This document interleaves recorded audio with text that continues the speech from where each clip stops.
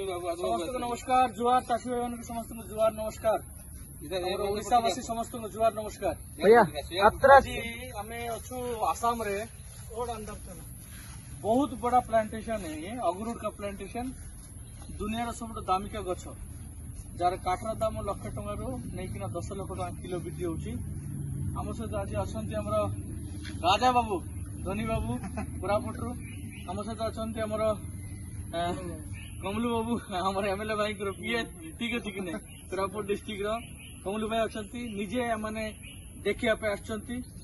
जे सतरे अगरुड गछ केमी हुए केमी चाष करा जाए यार मार्केट सब किसी आम ओडिशा टू आसलु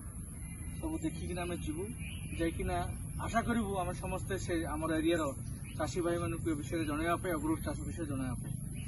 आपण मैंने अगरुड विषय जानापी अग्रोटेक रिसोर्सेस को कॉल करतु भाई मैंने जनइबे कहतु आप किसी कहतु बहुत धन्यवाद आम देखिलु जो प्रकृत में एत बड़ प्लांटेशन होती एटा निराट सत्य कथा एटा तो आपण मैंने दया करिकी ये गच अल्प हो बा अधिका हो लगेले किसी आर्थिक स्थिति मजबूत हम